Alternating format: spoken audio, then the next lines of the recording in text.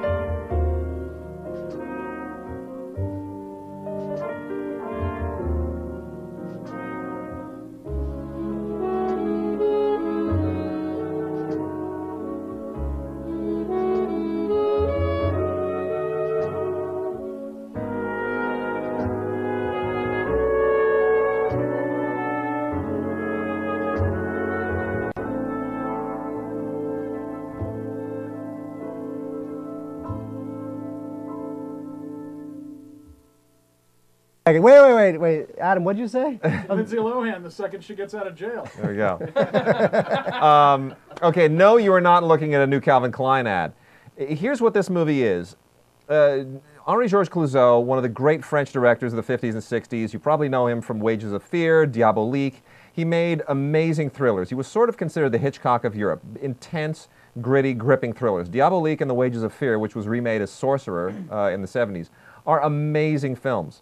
He was so successful at the time that he was able to get an American studio, Columbia, to grant him an unlimited budget on his next film, Inferno. Now, Inferno was going to be this kind of psychosexual analysis of a couple unraveling while at a Swiss resort, and it's a guy and his wife. That's Maria Schneider that you see, who was all the rage in the 60s. They were at the resort, and he starts to suspect his wife of having an affair with a guy at the resort, and it's about what goes on psychologically, internally, to tear this marriage apart. And he shot dream sequences, and he shot psychedelic stuff, and it was supposed to all be very, very experimental and avant-garde. Problem is, as you can imagine, when you have an unlimited budget and a temperamental director who's a bit of an egomaniac, okay, a huge egomaniac, this thing just shot for months and months and months. Actors are walking off. Everything is going catastrophically wrong. Flash forward over 40 years, and no one has ever seen a frame of this footage. The movie was never finished, and Clouzot's widow has been sitting on this footage for decades, until finally there's a documentarian who gets caught in an elevator, and this is backstory to the film, gets caught in an elevator with her, and while they're trapped in the elevator, he discovers that this is Clouzot's widow, and thus begins a multi-year odyssey of him attempting to convince her to let him make this documentary, until finally he succeeded where hundreds of others apparently had failed, and he's able to put this documentary together. It is, the documentary does not have any audio from the film because none of it survives. All they have are bits and pieces of raw footage without any audio, and then they have recreated scenes from the script using actual present-day French actors, some of whom you may recognize if you're a fan of French cinema. The story of how everything goes catastrophically wrong is amazing. This is one of the great everything goes wrong documentaries about filmmaking ever made. It goes right up there with Burden of Dreams, the Les Blanc film about Fitzcarraldo and how Werner Herzog completely lost his mind, right up there. Lost in La Mancha. Lost in La Mancha, the story of Terry Gilliam going completely bonkers and everything going wrong while making his Johnny Depp film about Don Quixote. And Hearts of Darkness, too. And Hearts of Darkness, the incredible film about the making of Apocalypse Now. The difference being all of those movies had they had extensive behind-the-scenes footage. This doesn't have any. So everything is recreated with interviews, with what snippets they have from the remaining footage, backstory, and it's so polished you don't even notice that there's anything, that there are even gaps in what they might need to tell you the story. It's an incredible film, incredible in every facet, well made, and an amazing story.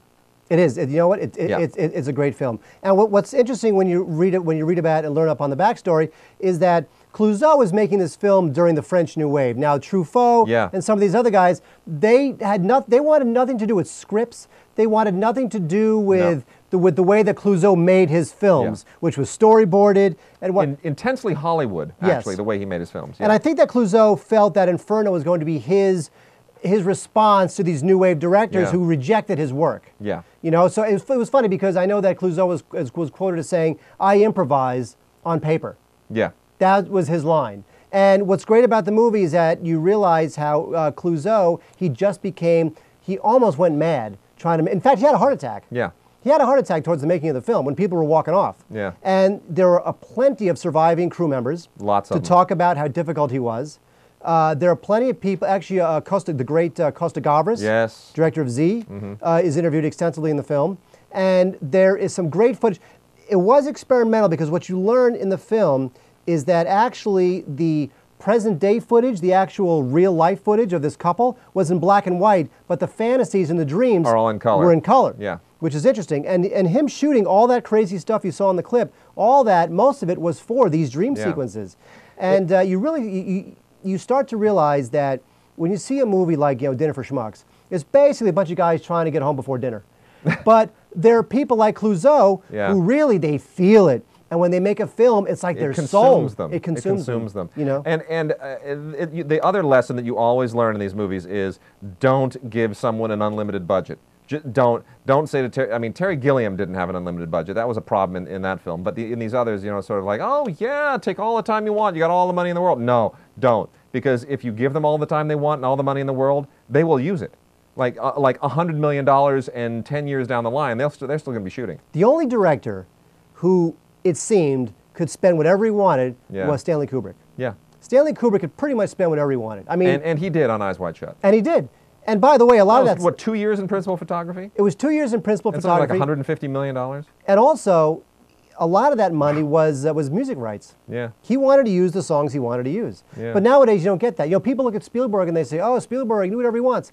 No, he's got a budget. Yeah. He's got to stick to the budget. That's it. And frankly, one of the reasons why Spielberg continues to make movies is because he sticks to the budget. And he's a real stickler. I mean, look, Jurassic Park was made for like $65 million, which even at the time was unbelievable. Right. So if you want to see a movie, and eventually it'll be on DVD and you can rent it easily. Which we should say, this is the first ever theatrical release from Flicker Alley, who will release it on DVD as well. Flicker Alley, a very, very small DVD company, typically only does silent films and archival releases and, really very, very old artsy kind of a DVD distributor. This is their first foray into theatrical releasing, and it is a great pickup. So please support them.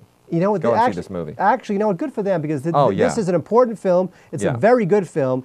It'll be nominated for Best Documentary Oscar come Oscar time. How can it not be? I'm hoping. I'm hoping. So Inferno, Henri Georges Clouzot's Inferno, very highly recommended by Wade Mark. Unbelievable.